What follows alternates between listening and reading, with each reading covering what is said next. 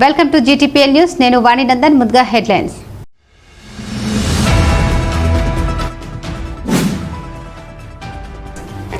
Yellampalli project సైట్ను సందర్శించిన ముఖ్యమంత్రి రేవంత్ రెడ్డి బృందం.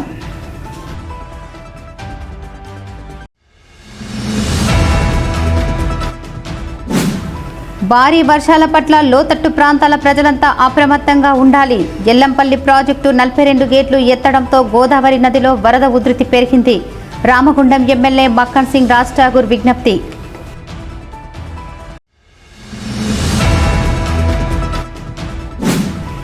ఈ నెల 30 నుండి ప్రారంభమయ్యే అసెంబ్లీ సమావేశాల్లో కోల్ బెల్ట్ ఏరియాల ఎమ్మెల్యేలంతా సింగరేణి కార్మికుల సమస్యలను ముఖ్యమంత్రి దృష్టికి తీసుకెళ్లాలి.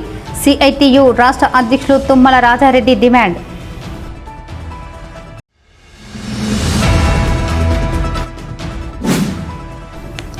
విద్యుత్ అమరవీరుల త్యాగాలు వృధా కాలేదు. సంస్మరణ సభలో సిపిఐ నగర కార్యదర్శి కె కనకరాజు, గౌతమ్ గోవర్ధన్ వెల్లడి.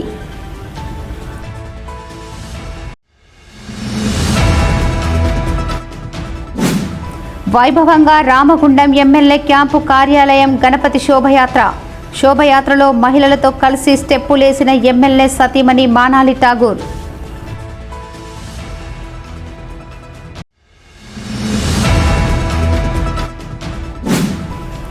సింగరేణి అపరిష్కృత సమస్యలపై నల్ల బ్యాడ్జీల నిరసన చేపట్టిన టీబీజీకేఎస్ శ్రేణులు.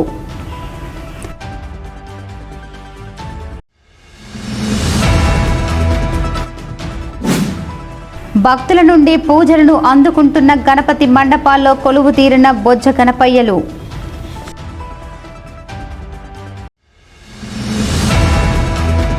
రామగుండం ఎల్లంపల్లి ప్రాజెక్టును గురువారం ముఖ్యమంత్రి రేవంత్ రెడ్డి బృందం పరిశీలించారు.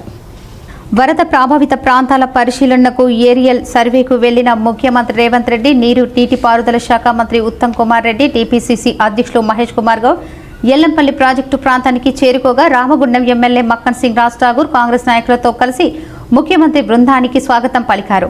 ఈ సందర్భంగా ఎల్లంపల్లి ప్రాజెక్టు అధికారులను అడిగి వరదల కారణంగా ప్రాజెక్టు పరిస్థితులను అడిగి తెలుసుకున్నారు. ఎంత వరద నీరు పైనుండి ప్రాజెక్టుకి చేరుతుందో, ఎంత వరద నీరు కిందకు వదులుతున్నారో అధికారులను అడిగారు. గోదావరి నదిలో వరద ఉధృతిపై ఆరా తీశారు. అనంతరం నీటిపారుదల శాఖ మంత్రి ఉత్తమ్ కుమార్ రెడ్డి, టీపీసీసీ అధ్యక్షులు మహేష్ కుమార్ గౌడ్తో కలిసి ముఖ్యమంత్రి రేవంత్ రెడ్డి గోదారమ్మకు చీరే సారెను సమర్పించారు.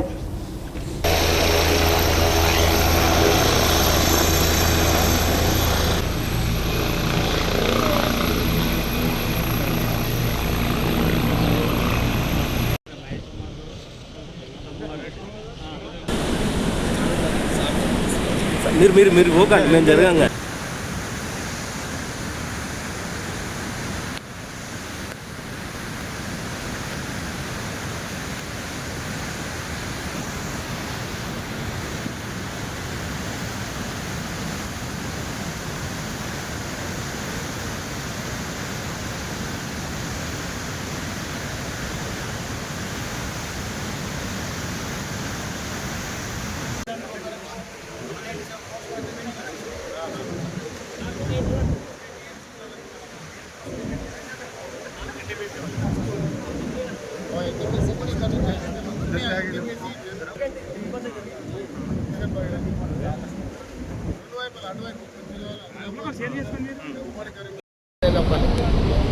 ప్రకారం ఖచ్చితంగా సాంకేతికంగా ఎట్లా సలహా తీసుకోవాలి, ఎట్లా పూర్తి చేయాలి, దాని ప్రకారం పనిచేస్తుంది ప్రభుత్వం.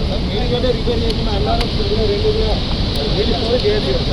చేస్తా వాటికి కూడా సమస్య ఉంటానే కదా. 3 ఒకే రకమైన సాంకేతిక నైపుణ్యంతో కట్టారు. వేడిగడ్డ అయినా, అన్నారమైనా, సున్నీళ్ళైనా వాళ్ళు ఏంటంటే అతి తెలివితేటలతో మామ అల్లుడు ఏమనుకుంటారంటే ఒక ఆయన స్వాతిముత్యం అనుకుంటాడు, ఇంకొక ఆయన ఆనిముత్యం అనుకుంటాడు. వేడిగడ్డ నుంచి ఎత్తితే అన్నారంలో పోయాలి, అన్నారంలో ఎత్తితే సుద్దిలలో పోయాలి, అక్కడి నుంచి ఎత్తితే శ్రీపాద ఎల్లంపల్లికి పోయాలి. ఒకే రకమైన సాంకేతిక నైపుణ్యంతో ఉన్నట్టు అన్నిటికీ దాంట్లో ఉన్న సమస్య ఒకే రకమైన సమస్య. నీకు గుండెకాయ లాంటి అక్కడి నుంచి వేడిగడ్డ దగ్గర ఎత్తితే ఏడబోయాలి, అన్నారంలో కదా పోయాలి. ఆడెత్తితే ఏడబోయాలి, శుద్ధిలో పోయాలి, ఆడెత్తితే ఏడబోయాలి. మూడు ఒకే రకమైన సాంకేతిక నైపుణ్యంతో కట్టారు. వాటికి నాణ్యత లేదనే కదా అవి రెండు కూడా కూలే ప్రమాదంలో ఉన్నాయంటారు.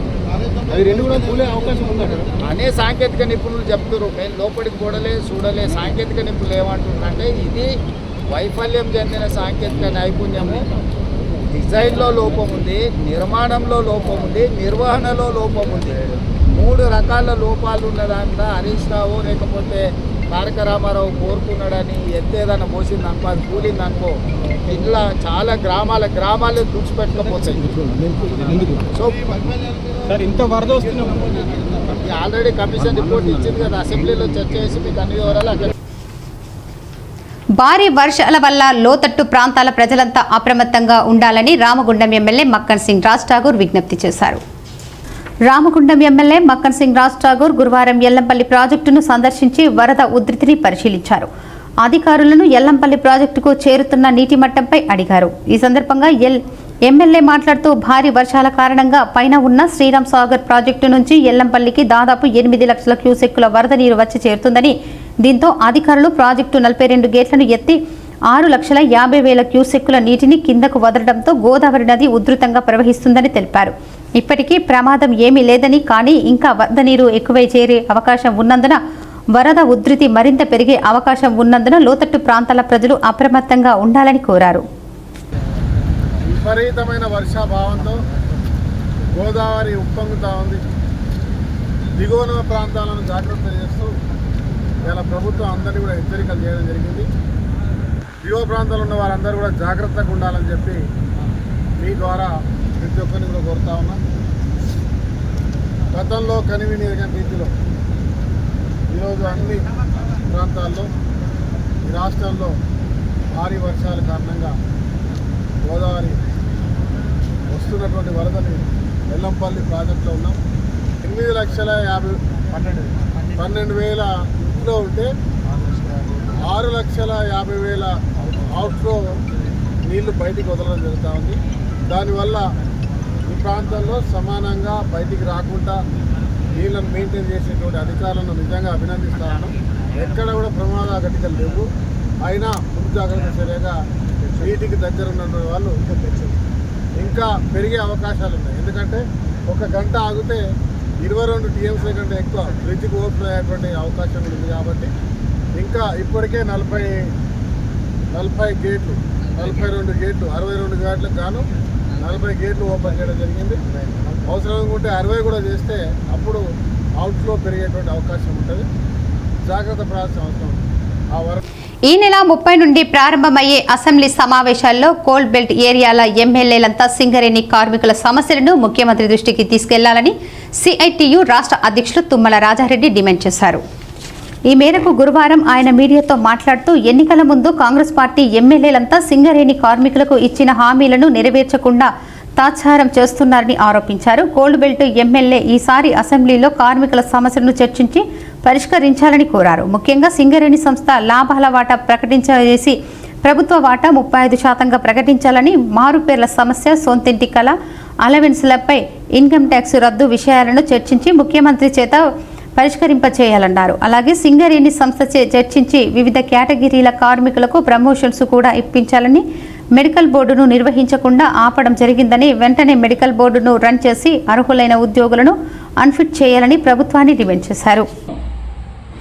ఈ నెల 30వ తారీఖు నాడు అసెంబ్లీ సమావేశాలు నిర్వహిస్తారని తెలిసింది. అసెంబ్లీ సమావేశాలలో ఈసారి ముఖ్యమైన సింగరేణి సమస్యలు, సింగరేణి ప్రాంతంలో ఎమ్మెల్యేలు మాట్లాడాలని కోరుకుంటున్నాం. అసెంబ్లీ ఎన్నికల సందర్భంగా అందరు ఎమ్మెల్యేలందరూ కూడా ఎంపీలతో సహా మొత్తం మంది కూడా సింగరేణి కార్మిక సమస్యల మీద మాట్లాడిండ్రు, మీ మేనిఫెస్టోలో పెట్టిండ్రు. కానీ 1.5 year అయినా కూడా దానికి ఆచరణ సాధ్యం కావట్లేదు.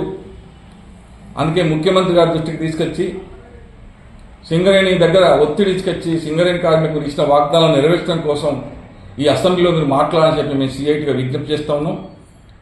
ప్రధానంగా ఇప్పుడు బర్నింగ్గా ఇప్పటివరకు సింగరేణి యాజమాన్యం లాభాలు ప్రకటించలేదు, వెంటనే ప్రకటించాలని చెప్పి డిమాండ్ చేస్తూ, మీరు లాభాలు ఎంత వచ్చినా యాజమాన్యం ప్రకటించినా మీ వాటాను కూడా వెంటనే 35% ఇవ్వాలని చెప్పి సింగరేణి యాజమాన్యానికి సర్క్యులర్ రిలీజ్ చేయాలని చేయించడం కోసం ఒత్తిడి తీసుకోవాలని చెప్పి నేను రాష్ట్ర ముఖ్యమంత్రి గారికి విజ్ఞప్తి చేస్తా ఉన్నా. అంతేకాదు ఇవాళ బినామీ పేర్ల సమస్య గత 10 సంవత్సరాల నుంచి నాంతా ఉంది. తెలంగాణ టీఆర్ఎస్ పార్టీ కార్మికులు వంచి రేపు అనుకుంటా 10 సంవత్సరాలు గడిపింది. ప్రతి ఎన్నికలలో ఆ వాగ్దానం వాడుకుంది. మీరు కూడా మన గత ఎన్నికలలో చెప్పి ఉన్నారు, ట్రేడ్ ఎన్నికలు కూడా చెప్పిండ్రు. కాబట్టి వెంటనే దాని సంగతి తాడోపేట తేల్చుకోవడం కోసం సింగరేణి యాజమాన్యంతో చర్చించాలని మేము డిమాండ్ చేస్తూ ఉన్నాం. అంతేకాదు ఈ మధ్యకాలంలో చాలా సర్కులర్ రిలీజ్ అయినాయి. మెడికల్ యూనిట్లు కూడా ఆపేసిండ్రు. మరి టీఆర్ఎస్ ప్రభుత్వం 2 నెలల క్రితం వచ్చినాక కాంగ్రెస్ ప్రభుత్వం వచ్చినాక 6 నెలలు 7 నెలలైనా మెడికల్ బోర్డు పెట్టకపోతే కాంగ్రెస్ ప్రభుత్వం అబాస్పాలవుద్ది. అందుకే దాని సంగతి వెంటనే తేల్చి దాని నిబంధనలు ఏమైనా ఉంటే మార్చేసి నిజాయితీగా డబ్బులు పెట్టకుండా అన్ఫిట్ అయ్యే విధానాన్ని కొనసాగించడం కోసం చొరవ చూపాలని, అట్లాగే ఇలా ప్రధానంగా సొంతింటి కార్యక్రమం సంబంధించింది. ఇది గత 5-6 సంవత్సరాల నుంచి మేము ప్రయత్నం చేస్తూనే ఉన్నాం. కానీ ఆ ప్రయత్నం యాజమాన్యానికి ప్రభుత్వానికి అన్ని సూచనలు చేసినా దాని ఇంతవరకు దాని గురించి కంప్లీస్తామని వేయలేదు. మేము ప్రభుత్వానికి యాజమాన్యానికి ఒకటే సూచిస్తున్నాం, మీరు కంపెనీ క్వార్టర్లు డబ్బులు పెట్టి ఖర్చు పెట్టద్దు. 5 పైసల బండి ఖర్చు పెట్టకుండా సింగరేణి కార్మికులు అందరికీ సొంతిల్లు ఇవ్వచ్చు. సింగరేణిలో దాదాపు 1500 ఎకరాల భూమి సింగరేణి వ్యాప్తంగా ఖాళీ ఉంది.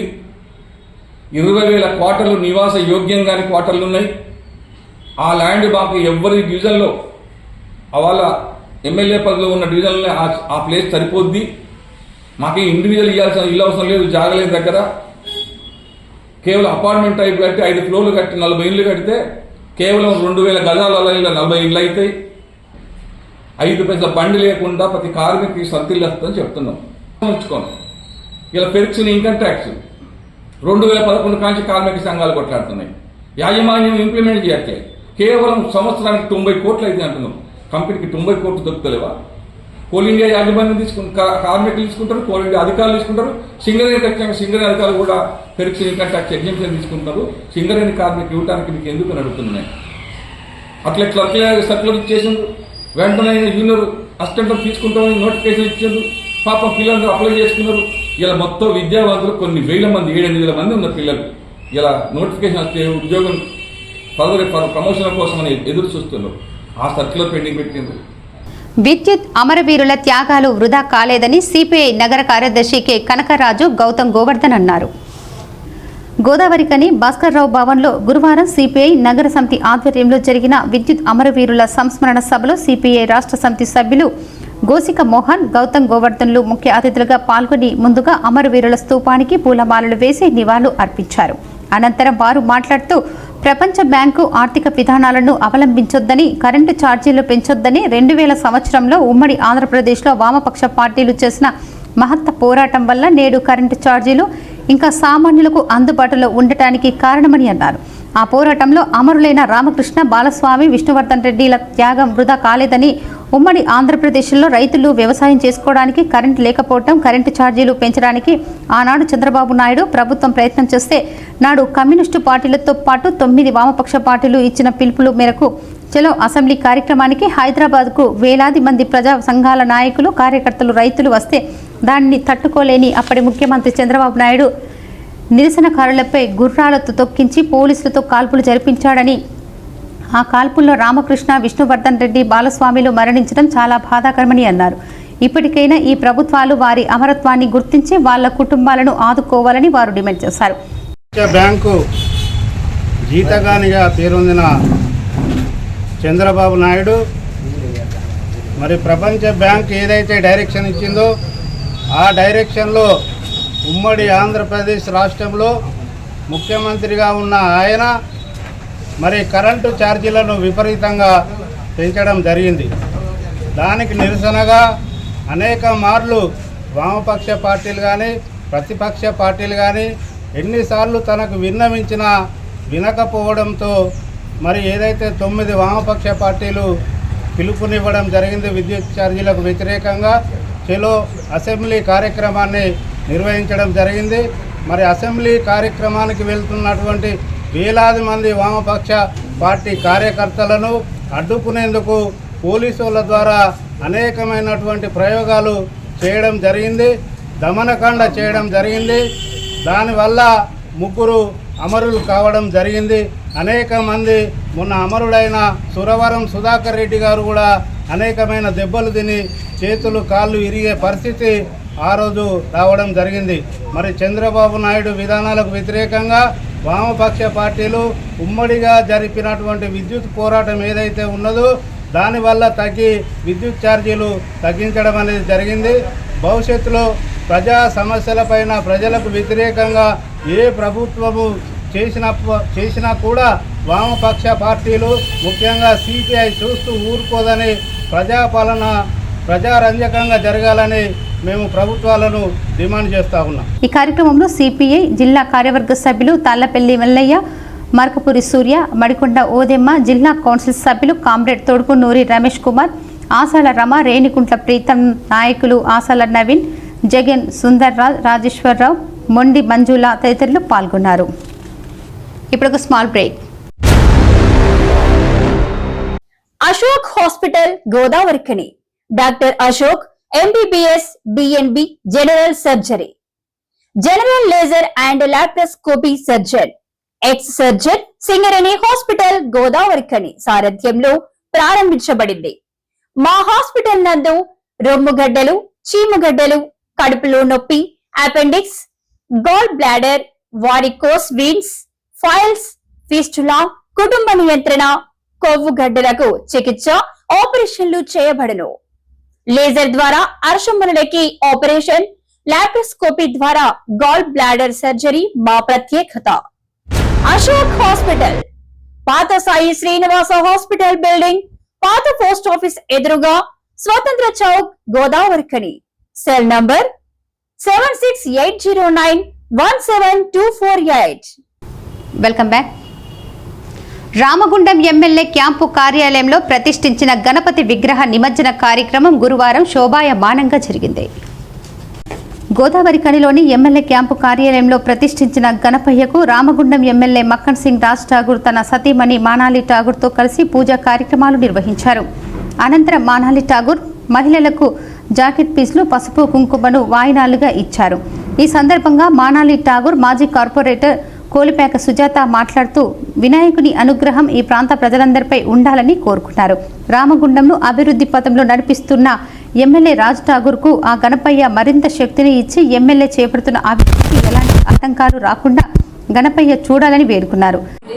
క్యాంప్ ఆఫీస్లో మా గణపతి బాబాని ఇక్కడ గణేశాన్ని మేము పెట్టి ఊర్లో ఉన్న ప్రతి ఒక్కరు మంచిగా ఉండాలి, అందరి కుటుంబాలలో సుఖశాంతులు ఉండాలని మేము ఎప్పుడు కూడా పోయిన సంవత్సరము పెట్టడం జరిగింది. ఇప్పుడు కూడా ఈరోజు మక్కన్ సింగ్ రాజ్ ఠాకూర్ ఏదైనా ఇక్కడ ప్రతిదీ అయ్యప్ప స్వామి పూజ నుంచి మొదలు పెడితే అన్ని పూజలు బతుకమ్మ నుంచి మొదలు పెడితే అంతా మా రామగుండం రాజ్ ఠాకూర్ కుటుంబం అక్క చెల్లెలందరూ కూడా ఇక్కడ వాళ్ళ అన్న వదిన ఇంటికి వచ్చి ప్రతి ఒక్క కార్యక్రమంలో వాళ్ళు ఇక్కడ మాతోని మేమున్నాం మీకు వదిన అని ఇక్కడ వచ్చి పాల్గొనడం చాలా సంతోషంగా ఉంది.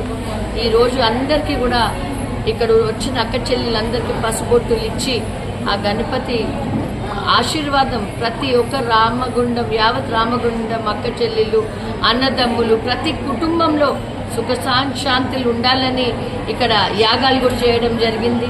ఇక్కడ లక్ష్మీ నరసింహస్వామి మన సుదర్శనం ఇంకా లక్ష్మీ గణపతి హోమం కూడా నిన్న చేయడం జరిగింది.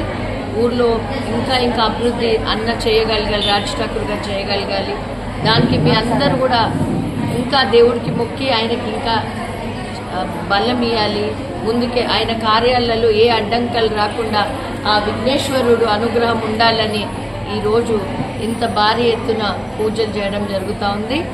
పెద్దలు గౌరవనీయులు సోదరుడు రాజ్ ఠాకూర్ మక్కన్ సింగ్ గారి మరి సతీమణి వారిలో సగభాగమైనటువంటి వారు చేస్తున్న కార్యక్రమాలు రామగుండం అభివృద్ధిలో పాత్ర పంచుకుంటూ వాళ్ళు పాల్పంచుకుంటూ వారు ఏదైతే కార్యక్రమాలు అభివృద్ధి కార్యక్రమాలు చేస్తున్నారో అందులో తను కూడా భాగస్వామ్యం తీసుకొని ఈరోజు రామగుండంలో అన్న ఎంత తిరుగుతున్నారో బాబీ కూడా అంత తిరుగుతూ ఈరోజు ప్రతి ఒక్క కార్యకర్తని ప్రతి ఒక్కరు కూడా ఏ సమస్య ఉన్న వారి దృష్టికి తీసుకొస్తూ బాబీ తలపెట్టిన కార్యక్రమాలు అన్న తలపెట్టిన కార్యక్రమాలు సక్సెస్ఫుల్గా కావాలని చెప్పేసి గణపతిని కూడా స్థాపించుకోవడం జరిగింది నిన్నటి రోజున. భగవంతుడి సహకారం అట్లే బాబీ సహకారంతో తన వంతు సహకారం అందిస్తూ ప్రజలందరూ సహకారం తీసుకుంటూ మనమంతా కూడా అన్నకు ఒక చెల్లెల్లాగా అక్కల్లాగా అందరూ వెనుదండగా ఉండాలి. వారి కుటుంబానికి కూడా ఉండి అభివృద్ధి కార్యక్రమంలో మనం కూడా పాలు పంచుకోవాలి. భగవంతుడు వారికి కూడా నిండు నూరేళ్లు ప్రసాదించాలి. తదనంతరం వేద పండితులు వజ్జ వెంకటేశ్వర్లు గణపతి ఉద్వాసన పూజను నిర్వహించగా గణపతిని బాజా భజంత్రీల నడుమ డీజే సౌండ్స్తో మహిళలు స్టెప్పులు వేస్తూ శోభయాత్రగా గోదావరి నది వద్దకు తీసుకెళ్లి నదిలో బొజ్జ గణపయ్యను నిమజ్జనం చేశారు.